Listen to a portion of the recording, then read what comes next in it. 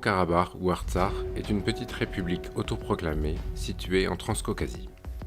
Dans les temps anciens, la région du Karabakh, appelée Artsakh, faisait partie de la Grande Arménie, constituant la partie orientale des hauts plateaux arméniens. Depuis l'Antiquité, un riche patrimoine culturel et historique a été préservé sur le territoire du Haut-Karabakh. En particulier, au début du 5e siècle, la première école monastique arménienne a été fondée en Artsakh. À partir du milieu du XVIIIe siècle, des tribus nomades turques ont commencé à pénétrer le territoire de l'Artsakh, ce qui a conduit à des affrontements avec les Arméniens. Les principautés féodales arméniennes, les Mélikom de Ramsa, sur le territoire de l'Artsakh, tenaient fermement leur propre défense et leur autonomie. À la fin de la guerre russo-persane en 1813, en vertu du traité de paix, l'Artsakh-Karabakh passa sous le règne de l'Empire russe. Avec l'effondrement de l'Empire russe en 1917, 3 républiques se sont formées sur le territoire du Caucase: l'Arménie, la Géorgie et l'Azerbaïdjan. En 1918, sur le territoire du Haut-Karabakh, peuplé à 95% d'Arméniens, une première assemblée de représentants s'est formée, faisant du Haut-Karabakh une unité politique indépendante. De 1918 à 1920, le Haut-Karabakh possédait ainsi tous les attributs d'un État, y compris l'armée et les autorités judiciaires. Avec le soutien de la Turquie, l'Azerbaïdjan nouvellement créé de mai 1918 à avril 1920 a déclaré la guerre au Karabakh, au cours de laquelle plus de 40 000 Arméniens ont été tués ou déportés. Malgré l'usage de la force, il n'a pas été possible de contraindre le peuple du Haut-Karabakh à accepter le pouvoir de l'Azerbaïdjan. En août 1919, le Karabakh et l'Azerbaïdjan ont convenu de discuter du problème du statut de la République à la conférence de paix de Paris. Cependant, après le processus de soviétisation de la région, le problème a été retiré de l'ordre du jour des organisations internationales.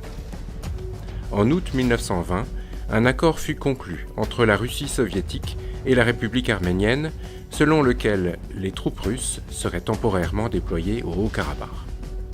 Le 30 novembre 1920, le Comité révolutionnaire d'Azerbaïdjan a reconnu que les territoires du Haut-Karabakh, du Zangezur et du Nakhitchevan étaient partie prenante de l'Arménie.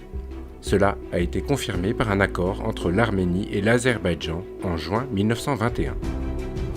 Le texte du décret, adopté par le gouvernement arménien, a été publié à la fois dans la presse arménienne et azerbaïdjanaise.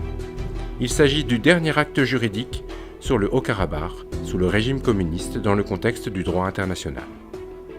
Avec l'intervention directe de Staline dans la nuit du 5 juillet 1921, une décision impérative fut prise d'inclure le Haut-Karabakh en Azerbaïdjan et de former une région autonome sur ce territoire. Il s'agissait d'un acte juridique sans précédent dans l'histoire du droit international, par lequel l'organe du parti d'un pays tiers, le Parti communiste russe, sans aucune base juridique ni autorité légitime, déterminait le statut du Haut-Karabakh. Pendant toute la période soviétique, les Arméniens du Haut-Karabakh ont manifesté leur refus de cette décision, combattant avec obstination pendant des décennies. Pendant toute l'existence de la région autonome du Haut-Karabakh dans le cadre de la République socialiste soviétique d'Azerbaïdjan, les autorités de Bakou, craignant la population arménienne, ont multiplié les obstacles au développement socio-économique de la région. Les autorités azerbaïdjanaises ont également pris des mesures de peuplement par la population azérie, associées à une politique de destruction des monuments et des valeurs culturelles arméniennes. En conséquence, la composition ethnique de la population du Haut-Karabakh a changé. Si en 1923, les Arméniens représentaient 94% de la population, selon les données de 1989, le pourcentage d'Arméniens est tombé à 76,9%. À l'approche de l'effondrement de l'URSS en 1988, les représentants des Arméniens du Haut-Karabakh ont commencé à réclamer activement le rattachement à l'Arménie. En réponse, les autorités azerbaïdjanaises ont organisé des massacres et un nettoyage ethnique des Arméniens dans tout l'Azerbaïdjan, en particulier à Sumgait, Bakou et Kirovabad. Et d'avril à mai 1991, des troupes du ministère de l'Intérieur de l'URSS sont intervenues, organisant l'opération Ring, au cours de laquelle a été mené le nettoyage ethnique de milliers d'Arméniens du Haut-Karabakh et de certaines régions d'Arménie.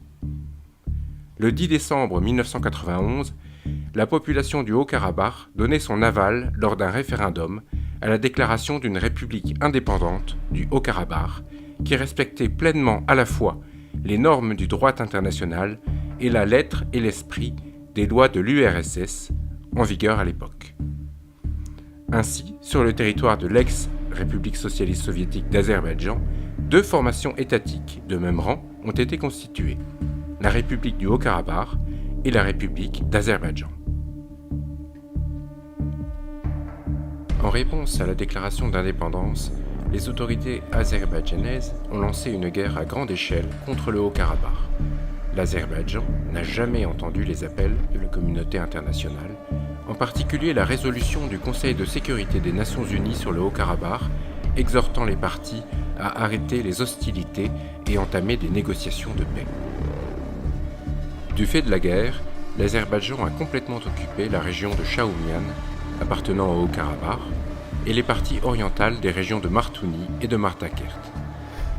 Les forces d'autodéfense du Haut-Karabakh ont quant à elles pris le contrôle des zones adjacentes qui ont joué un rôle de zone tampon, mettant à l'abri des bombardements les localités du Haut-Karabakh. En mai 1994, l'Azerbaïdjan, le Haut-Karabakh et l'Arménie ont signé un accord de cessez-le-feu, régulièrement violé par des tirs permanents à la frontière.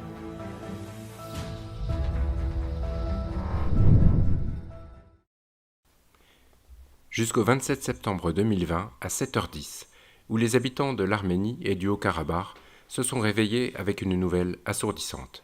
La guerre avait commencé.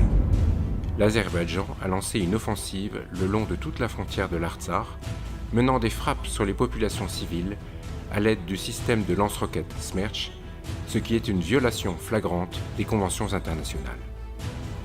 La petite République arménienne a de nouveau dû défendre ses frontières. À l'heure actuelle, 150 000 habitants du Haut-Karabakh, avec le soutien de 3 millions d'Arméniens, combattent les forces combinées de 2 États économiquement bien plus puissants, l'Azerbaïdjan et la Turquie, qui totalisent 90 millions de personnes et qui recrutent des combattants de groupes terroristes dans le nord de la Syrie. Ainsi, dans la lutte pour leurs terres, les Arméniens combattent l'international du terrorisme.